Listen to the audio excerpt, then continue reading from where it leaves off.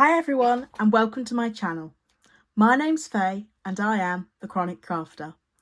I'm a paper crafter and an independent Stampin' Up demonstrator based in the UK. Today I wanted to highlight one of my favourite pages of the Stampin' Up 2025 to 2026 annual catalogue. If you don't have a physical annual catalogue of your own and you would like one, then please drop a comment below this video or send me a private message and I can arrange to send one out to you. So, why is this my favourite page? Page 28 of the catalogue, if you have a catalogue and you're following along. And on this page, Stampin' Up have provided us with some scrapbook templates. This is absolutely perfect if you're a beginner scrapbooker or somebody who's finding one day that they're a little bit stuck for a kickstart of their project. So here are the templates. They've provided us with 8 templates in total. Of course, you can find lots and lots of templates online, but sometimes that can become a little bit overwhelming and it can be really hard to know which one to pick. Whereas having 8 printed templates, that's it. That's what there is to choose from. I previously did a video of a scrapbook layout using the Memories in Bloom and Florals in Bloom papers. If you haven't watched that already, then please do go and have a look back at that video. That was the first page for those papers that I'd done, and I wanted to do a second page to go with it. I like to keep all my scrapbooking materials for each kit in one 12x12 folder.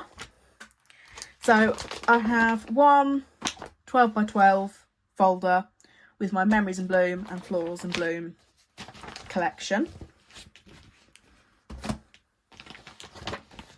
And in here I have some 12x12 two-tone cardstock and I have some designer series pattern paper. And I also have the scrapbooking layout I did in my previous YouTube video. The reason this doesn't have any photos or journaling on it yet is because for me that's quite a personal thing, so I like to do my layouts on YouTube without that and then add that in later. So I've got some panels here where my photos will be going, and then I have this on here. It's stuck on at the moment with some low tack tape, so I can remove it, write my journaling and stick it down properly, and I'll be adding 2 photos onto that. So that is my first layout, and I want to do a second page that can accompany this in a scrapbook album. So there's some great templates here, but I actually thought I would use this first one. Now the reason for that is I like how much blank space there is. I think there's some really stunning papers in this collection, and having some blank space like that is a great opportunity to showcase those. So that's the template I'm going to be using. I just need to pick what colours to go for. Now I was thinking I would have it next to this layout in an album. That's the second side. However, I don't necessarily have to do that because I'm actually think I might be fancying using some different colours. So let's see what we've got. This set uses a lot of the new Stampin' Up in colours. So this is Darling Duckling, which is turning out to be one of my favourites. You've got really dark Secret Sea, piece of pattern paper. We've then got one of my favourites, which is Petunia Pop. I'm just going to put that to the side. We've got Timid Tiger, really gorgeous bright orange, and Secret Sea, which is a nice teal blue colour. And look at how nicely those two go together. And in terms of the pattern papers that we have, we've got some really nice ones that use the Petunia Pop and Secret Sea. So I think this is the one that I was thinking of.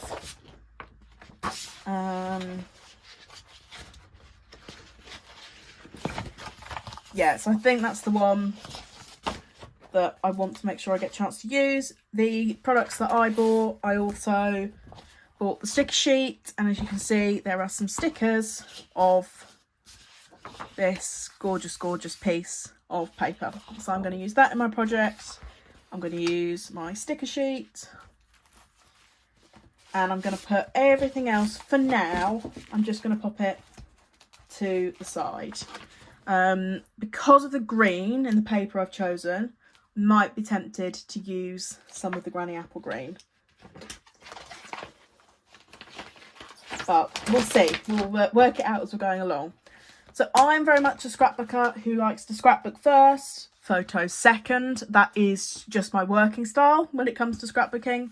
I know for some people, they have to have picked out their photos before they can think about doing their layout. Everybody's different, and there's nothing wrong with that.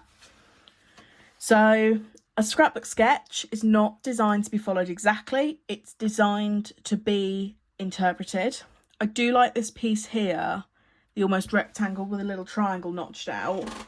And somewhere I have some dies that I think are going to be absolutely perfect. Here we go. So this is the Nested Essentials die set from Stampin' Up. And look at that. And I can literally go for my biggest die right down to the smallest die. So pop those to the side as well. So now the question I'm asking myself is, what first? Pattern paper on the top and the solid colour behind, or do I do it the other way around? If I was to do it the other way around, I'm not going to get very much of that gorgeous, gorgeous pattern show through. So I think it will have to be a case of solid colour on the background, pattern on top. But which solid colour? So the two-tone cardstock is the same colour, but different tones, as the name suggests. You've got a paler side and a darker side. Same on this Petunia Pop. Darker side, paler side. So what to do? What to do? And see where the same colours have been used. It's just beautiful. I think Petunia Pop it really is one of my favourites, and I'm actually going to have to buy myself a pack of just Petunia Pop two-tone cardstock. I love it that much. So then I've got to decide how big I want my border to be. These papers are 12 by 12. I want to show off as much of this gorgeous pattern as possible, so I'm not going to trim too much off here. My trimmer is in centimetres because I'm in the UK, and whenever I'm scrapbooking I work in inches. So that is something that I need to take into consideration when doing this, which is why I always measure with a ruler. I am going to take my pattern paper down to 11 by 11 inches.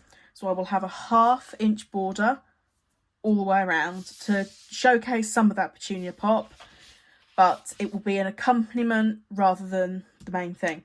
Because I have to measure out my cardstock, I flip it over to the side I'm not going to use, and then I get my ruler, and in this case I've got a pencil. Now this is a white pencil, which isn't always good on darker cardstock. A white pencil's better, but in this case on the paler cardstock I'm going to enlist the help of my standard graphite pencil. So I'm essentially going to trim a 1-inch strip from the side here, and then again here I'm just going to mark it at 1 inch because that will be to leave me with a piece that's 11 by 11. My lines are just guide for me. I will make sure it's straight using my guillotine. It doesn't matter if it's 10.9 by 11.1 inches. No one is going to get their ruler out when they look at my lovely scrapbook piece. So put this in here. Again, just an approximation, and then cut. I'm not going to get rid of this piece. This will be about 1 inch by 12 inch. Could be really useful to stick on another project. And then again, I'll trim this along here. And this is going to be about 1 inch by 11 inches, I think. So it'll be slightly shorter, but again, could come in really handy. So won't be getting rid of it. I don't like to bin any of my beautiful pattern paper. I like to use as much of it as possible. And most of the time, I find it is possible to use all of it. So we have now got our approximate square of beautiful pattern paper, our Petunia Pop, starting to build this together. I think I will put the photograph as the large one in the sketch. I will do some journaling and I will have a little sentiment. My sticker sheet does come with some sentiments on there. Love you more, celebrate you, all things grow with love, a few individual words, and one of those could be brilliant for that box. Just stuck straight on. No cutting, no gluing, just immediately stuck down. So, question is how big to cut this piece for journaling. I am going to cut into this piece of Secrecy. I can make use of that on this layout still. I'm probably going to use it for this journaling, and I might do a 2-layered banner. So I might take my biggest banner and cut out Secrecy, and then cut out a piece of patterned paper in the smaller one and layer them up together. And then I'm going to cut this square. My photo is probably going to be about 4 by 6 inches, so I'm going to cut this square. So I think I might do 2 feels too small, 3 feels too big. I could do 2 by 3 inches, but that isn't going to be huge on this page. I'm not a massive fan of writing loads on scrapbooking, but I like to have the option. I think I'm going to do it 3 by 5 inches because it's not completely overlapping the photo. It does come down onto the blank piece a little bit. So I'm going to trim this to 3 by 5. Because I'm doing it for scrapbooking, I'm going to use the paler side. So I'll have it on the darker side to mark up where 3 by 5 inches would be.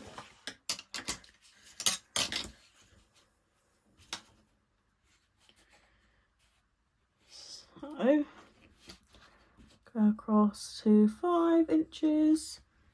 Oh look, again, it's not quite right to use a white pencil. I promise they can be a very useful thing to have. So that's about 5. And then I'll do 3 inches across. Is about there. And I'll just trim that. And what I'll do before I trim that is I'll just measure that this die is less. So I'm just going to cut once along there.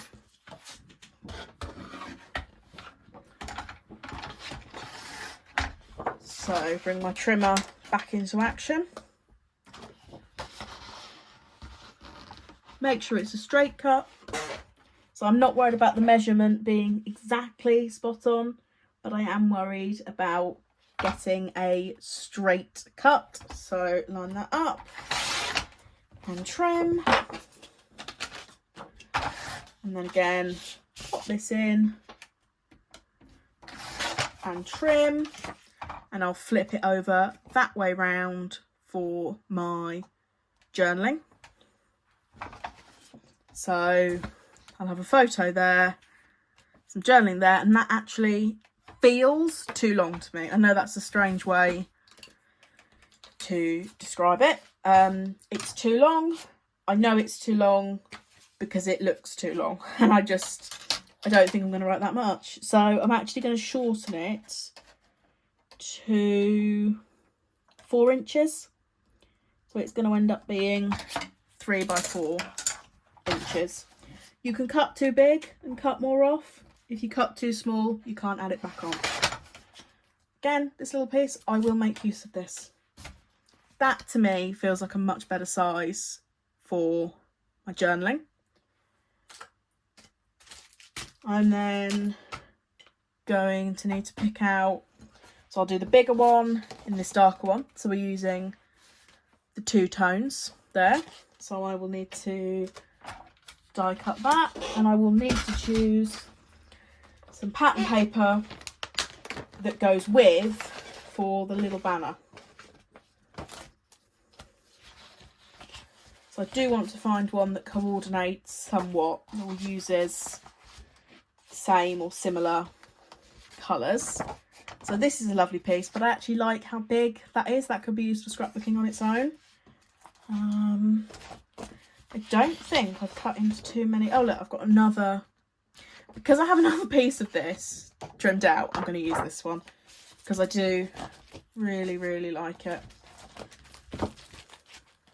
So just put the rest of them back in the folder. Try and keep my workspace nice and organised. And I'll probably just trim this with a pair of scissors. I just want to be able to put both pieces through my die cutting machine at once.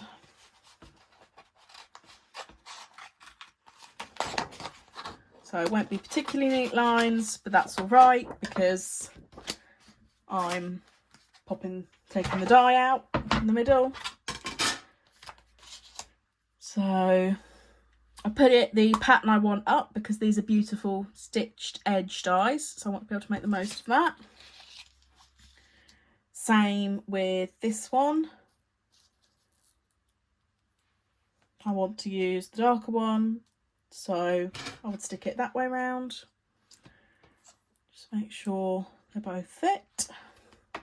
So it's better to try and put your dies at an angle than put them straight on, because it requires less pressure from your die cutting machine, and it also makes the handle easier to turn if you're using a manual machine. If you're using an automatic machine, makes it less likely to jam or break, which is always a good thing.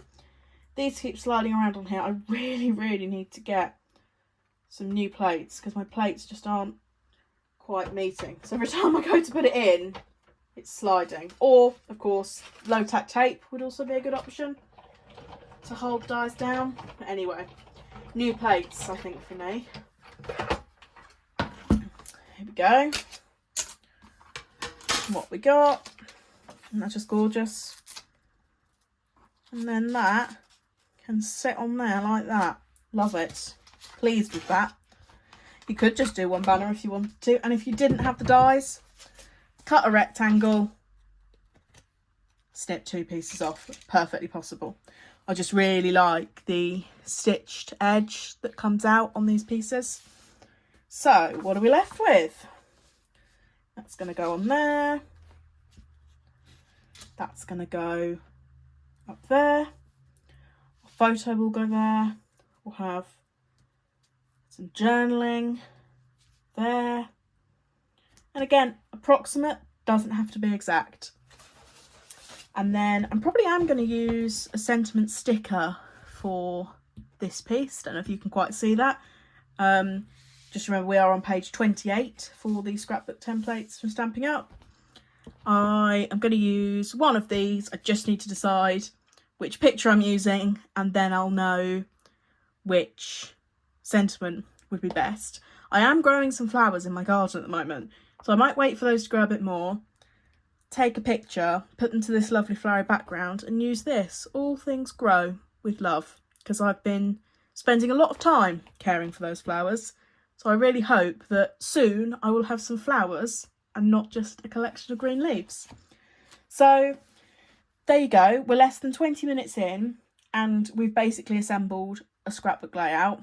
Really good if you're a beginner or if you're someone who's not sure where to start. All I need to do now is go away and assemble what I can, and I'll keep it safe until I have my photo. I've got this piece for my journaling, and I know which sentiment I'm going to use. So thank you very much for watching. If you enjoyed this video, then please subscribe to my channel and please give it a thumbs up. If you're in the UK and you would like a catalogue, let me know in the comments down below. And if you're going to do this project yourself, or if you're going to have a go using the scrapbook templates on page 28, then please let me know in the comments down below. Thanks for watching. Bye!